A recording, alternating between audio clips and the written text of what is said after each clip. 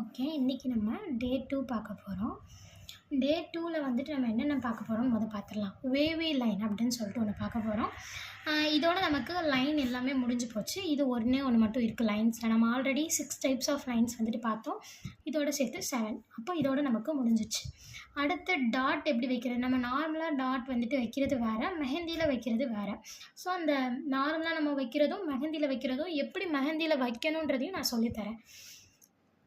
நம்ம டாட் எப்படி வைக்கிறதுன்னு பார்த்துட்டோமா? அந்த டாட்டை கனெக்ட் பண்ணுறதை பற்றி நம்ம இதில் பார்க்கலாம். ஜிக்ஸாக் டாட்டுன்னு ஒன்று இருக்குது, அதையும் நம்ம பார்க்கலாம்.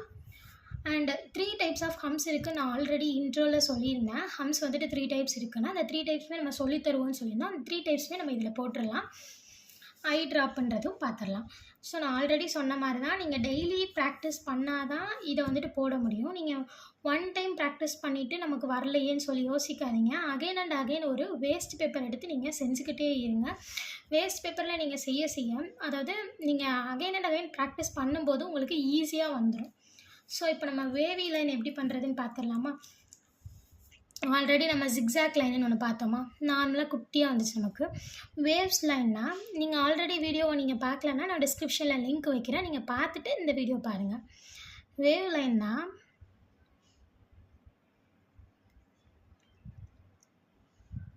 நம்ம போட்ட ஜிக்ஸாக் லைன்லேயே பெருசாக போடுறது. இதை நீங்கள் இப்படியும் போடலாம், ஆர்எல்ஸ்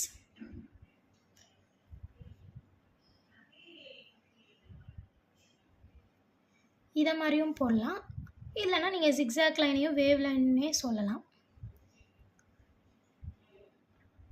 ஜிக்ஸாக் லைனுங்கிறது இதை விட நமக்கு குட்டியாக வரும். ஸோ இது வேவ் லைன்ஸ். ஓகேவா? ஸோ ஓகே, அடுத்து டாட். நம்ம நார்மலாக டாட் எப்படி வைப்போம்? இதானே நம்ம டாட்டு. பட் மெஹந்தியை பொறுத்தளவு இப்படி வைக்கவே கூடாது. நீங்கள் இந்த டிப்ஸை நல்லா நோட் பண்ணிக்கோங்க. இந்த டிப்ஸ்னால தான் உங்களால் டாட் வைக்கவே முடியும்.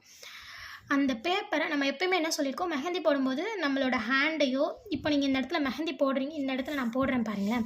இப்போ நான் இந்த இடத்துல போடும்போது இந்த மாதிரி நான் ஒட்டி போட்டேன்னா விழுகவே மாட்டேங்குது, பார்த்தீங்களா? இந்த மாதிரி இருக்குதா? இப்போ நான் சொன்ன மாதிரி போட்டு காட்டுறேன், பார்த்தீங்களா? இதுக்கும் டிஃப்ரென்ஸ் இருக்கு இல்லையா? இப்போ அதே மாதிரி டாட் பாருங்களேன். டாட் இந்த மாதிரி வைக்கக்கூடாது. அப்போ எப்படி வைக்கணும்? அந்த பேப்பரை டச் பண்ணிவிட்டு ஒரு ப்ரெஸ் கொடுத்தீங்கன்னா உங்களுக்கு ஒரு மாதிரி பல்ஜியாக வருதா? அதுதான் டாட். பேப்பரை டச் பண்ணிவிட்டு இது குட்டியாக போடுங்க, லைட்டாக ப்ரெஸ் கொடுங்க. இதோட பெருசாக வேணும், கொஞ்சம் அதிகமாக ப்ரெஸ் கொடுங்க, அவ்வளோதான். இப்போ இதே நம்ம கையில் போடலாம் பாருங்கள். ஃபர்ஸ்ட் நம்ம டாட் போட்டோம் இல்லையா, அதை போட்டு காட்டுறேன். இது நம்ம நார்மலாக பென்சில் வச்சுலாம் வைக்கிற டாட்டு இது. ஓகேவா? இதுக்கும் நம்ம டாட் எப்படி வைப்போம்? மெஹந்தியை பொறுத்தளவு எப்படி வைப்போன்னே இப்படி வைப்போம். இது ரெண்டுக்கும் டிஃப்ரென்ஸ் உங்களுக்கு தெரியுதா? கட்டாயம் தெரியும். டிஃப்ரென்ஸ் வந்துட்டு இது பல்ஜியாக தெரியும், இது வந்துட்டு உங்களுக்கு கொஞ்சம் ஃப்ளாட்டாக தெரியும். கையை தொடணும், கோணம் கையை தொட்டு ஒரு ப்ரெஸ். ஓகே, அதே மாதிரி குட்டியாக வைக்கணும்னா கொஞ்சோண்டு ப்ரெஸ் கொடுங்க. அதிகமாக எனக்கு ரொம்ப பெருசாக வேணும், கொஞ்சம் அழுத்தம் கொடுத்தீங்கன்னா உங்களுக்கு அதிகமாக வந்துடும். அவ்வளோதான். இது டாட். ஓகே,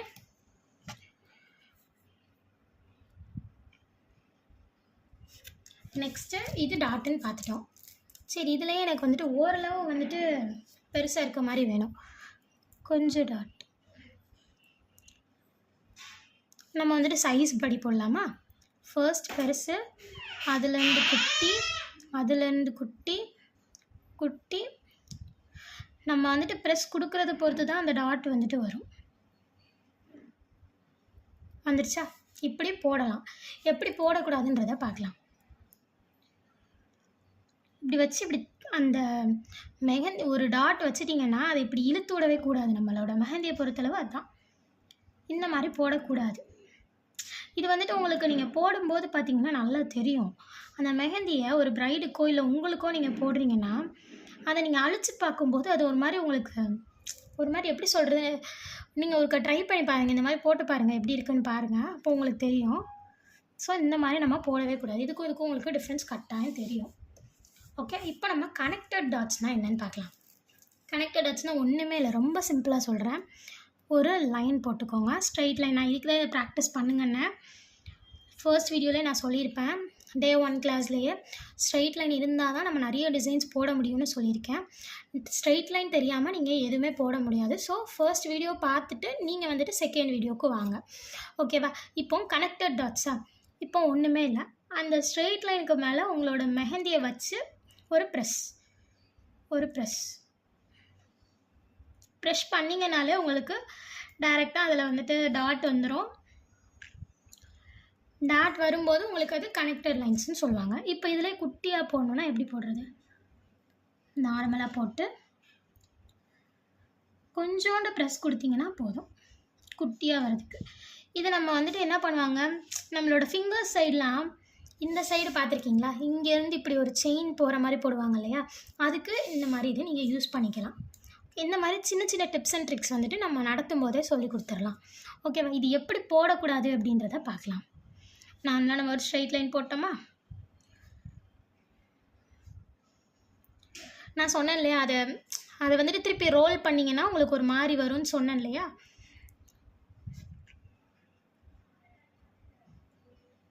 இந்த மாதிரி கட்டாயம் நீங்கள் பண்ணவே கூடாது. இது நீங்கள் பண்ணிக்கலாம். ஓகேவா? இது கனெக்டட் டாட்ஸ். சரி, அடுத்து ஜிக்ஸாக் டாட்ஸ்னால் என்னென்னு பார்க்கலாம். Same straight line. ஜிக்ஸாக்னால் நீங்கள் வேறு லைனில் சொல்லி கொடுத்தீங்க, அது ஜிக்ஸாக் லைன். இது வந்துட்டு ஜிக்ஸாக் டாட். இந்த மாதிரிலாம் நீங்கள் ஜிக்ஸாக் லைன்லாம் சொல்லி கொடுத்தீங்க, அது வந்துட்டு ஜிக்ஸாக் லைனு. இப்போ நம்ம பார்க்க போகிறது ஜிக்ஸாக் டாட்டு. ஸோ டாட்ஸ் தான் நமக்கு ஜிக்ஸாக்காக இருக்க போகுது. 1 2 மேலே. இப்படி எனக்கு வைக்க தெரியலையே அப்படின்னீங்கன்னா நீங்கள் கீழே கொஞ்சம் கேப் விட்டு வச்சுக்கோங்க. வச்சிட்டிங்களா? இப்போ மேலே அந்த கேப்பில் வச்சா போதும். இப்போ ஜிக்ஸாக் லைன் என்ன எனக்கு இன்னொருக்க பார்க்கலாமா? நார்மல் லைன் 1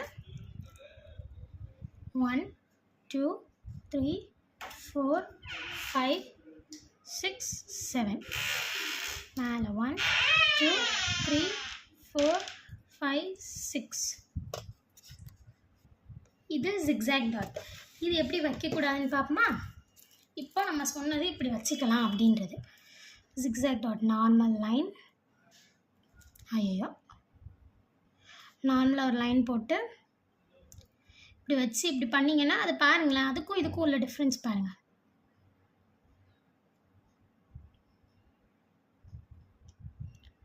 இப்படி வைக்கக்கூடாது.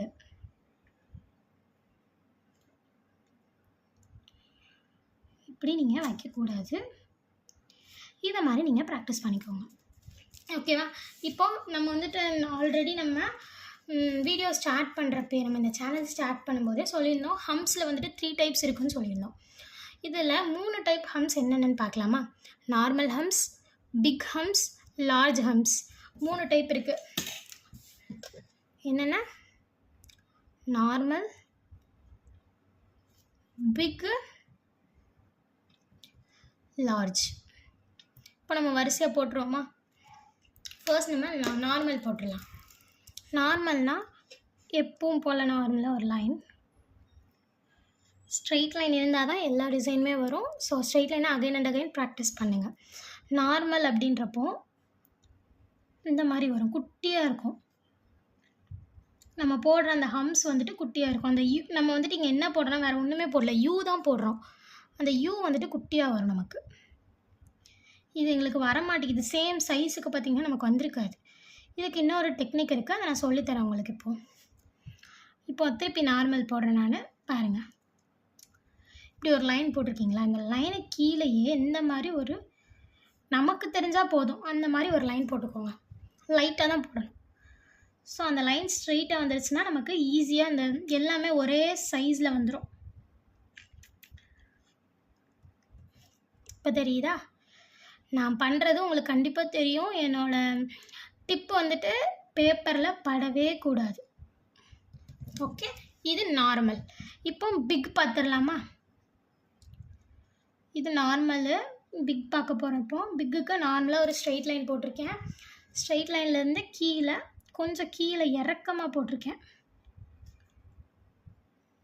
பிக் கிடையாது, அதனால் பிக்னா ஹைட்டும் அதிகமாக இருக்கும், லென்த்தும் அதிகமாக இருக்கும். தெரியுதா உங்களுக்கு?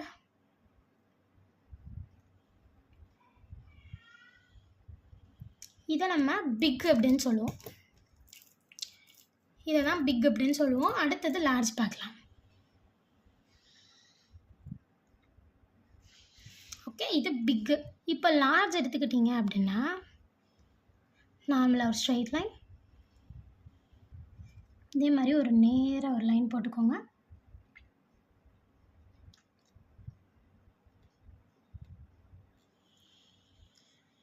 மூணுக்கும் உள்ள டிஃப்ரென்ஸ் என்ன அப்படின்றத நான் இப்போ உங்களுக்கு சொல்கிறேன்.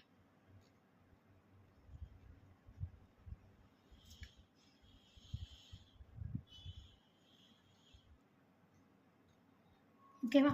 நான் சொல்கிற சின்ன சின்ன வந்துட்டு நீங்கள் ஞாபகம் வச்சுக்கோங்க. பிகாஸ் இதெல்லாம் உங்களுக்கு தேவைப்படும். ஸோ இது என்னென்னா உங்களுக்கு லென்த்தும் கம்மியாக இருக்கும், பிரெத்தும் கம்மியாக இருக்கும். குட்டியாக போடுறோம் யூ வந்துட்டு இவ்வளோண்டு போட்டால் போதும். இப்போது பிக்கு பார்த்துக்கிட்டிங்கன்னா இவ்வளோ தூரத்துக்கு போடணும். நீங்கள் தெரியுதா? கொஞ்சம் பெருசாக போடுவோம். லார்ஜ்னால் நீங்கள் ஒல்லியாக போடணும். இந்த தான் 3 தான் டிஃப்ரென்ஸ், இதுக்குரிய டிஃப்ரென்ஸு. இது நீங்கள் கட்டாயம் பழகணும். மற்ற இது கூட அவ்வளோவா யூஸ் பண்ண மாட்டோம். இது கட்டாயம் யூஸ் பண்ணுவோம் எல்லா இடத்துலையுமே. இது டாட்ஸ்லாம் பார்த்திங்கன்னா அடிக்கடி யூஸ் பண்ணுவோம். நெக்ஸ்ட்டு இருக்கிறது பார்த்திங்கன்னா ஐ ட்ராப்பு. ஐ ட்ராப் வந்துட்டு ரொம்ப ஈஸி. நம்ம டாட் எப்படி வைப்போம்?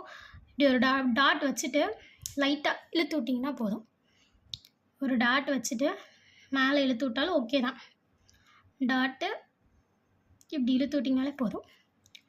டாட்டு முடிஞ்சா இது ஐ ட்ராப்புன்னு சொல்லுவோம். எப்படி வைப்போம்? ஒரு டாட் வச்சுக்கோங்க மேலே, இல்லைனா கீழே. இப்போது இதை வந்துட்டு நம்ம ஒரு ஸ்ட்ரெயிட் லைனில் போட்டு காட்டணும் உங்களுக்கு. ஓகேவா? ஓகே, ஐ ட்ராப்பில் வந்துட்டு நம்ம ஒரு லைன் போட போகிறோம். இது வந்துட்டு நீங்கள் நார்மலாக ஃபிங்கர்ஸ்க்கு போடுறது இந்த மாதிரி வச்சுக்கலாம். இந்த இடத்துலலாம் போடுவாங்க இல்லையா, அந்த மாதிரி வச்சுக்கலாம்.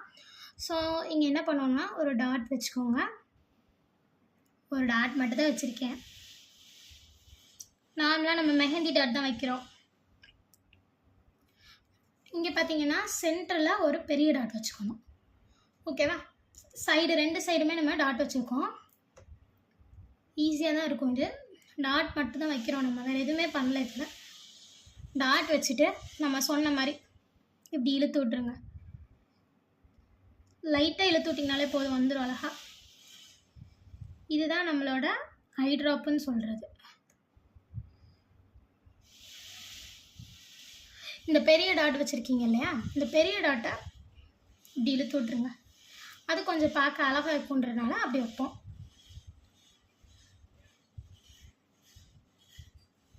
உங்களுக்கு தெரியுதா? ஈஸியாக தான் போடுறோம். அவ்வளோதான். இதை ஐ ட்ராப் டிசைன்னு சொல்லுவோம். நார்மலாக ஒரு டாட் வச்சு இழுத்து விடுறது. இதை நீங்கள் மேலேயும் இப்படி இழுத்து விட்டுக்கலாம். ஓகேவா? இது ஐ ட்ராப் டிசைன். இதோட நம்மளோட செகண்ட் டே கிளாஸ் வந்துட்டு முடிஞ்சு. இதை நீங்கள் அகைன் அண்ட் அகைன் ப்ராக்டிஸ் பண்ணுங்கள். மெயினாக ஹம்ஸு டாட்டு இதை வந்துட்டு நல்லா ப்ராக்டிஸ் பண்ணிக்கோங்க. இதிலேருந்து தான் நமக்கு டிசைன்ஸ் நிறையாவே வந்துட்டு வரும். ஸோ இதை வந்துட்டு நீங்கள் செஞ்சு பார்த்துட்டு நம்மளோட குரூப்பில் நீங்கள் சென்ட் பண்ணலாம். இல்லைனா நீங்கள் பர்சனலாக கூட ப்ரைவேட்டாக நீங்கள் சென்ட் பண்ணலாம். எனக்கு சென்ட் பண்ணி உங்களுக்கு ஏதாவது டிசைன் உங்களுக்கு வந்துட்டு ஏதாவது மிஸ்டேக் இருந்துச்சுன்னா அதை நாங்கள் வந்துட்டு உங்களுக்கு சொல்லுவோம். நீங்கள் அதை கரெக்ட் பண்ணி அப்புறம் செஞ்சுக்கலாம். இந்த வீடியோ உங்கள் எல்லாருக்கும் புரிஞ்சிருக்கும்னு நினைக்கிறேன். இந்த வீடியோ உங்களுக்கு பிடிச்சிருந்துச்சுன்னா லைக் பண்ணுங்கள், கமெண்ட் பண்ணுங்கள், சப்ஸ்கிரைப் பண்ணுங்கள். உங்களுக்கு ஏதாவது டவுட் இருந்துச்சுன்னா கமெண்ட்டில் கேளுங்க. இல்லைனா எனக்கு வாட்ஸ்அப்பில் ப்ரைவேட்டாக மெசேஜ் அனுப்புங்க. நான் கண்டிப்பாக ரிப்ளை பண்ணுவேன். தேங்க்யூ. எல்லோரும் இதை ட்ரை பண்ணி பாருங்கள் கட்டாயம். ஃபர்ஸ்ட் நார்மலாக ஒரு பேப்பரில் எடுத்து ட்ரை பண்ணி பார்த்துட்டு அதுக்கப்புறம் அந்த மாதிரி பாக்ஸ் போட்டு இதை வந்துட்டு நீங்கள் ஸ்டோர் பண்ணி வச்சு கடைசி நீங்கள் ஸ்டாப்லர் பண்ணி அடிக்கிறனாலும் ஓகே, இல்லைனா ஸ்பைரல் போட்டுக்கிட்டாலும் ஓகே தான். தேங்க்யூ. பாய்.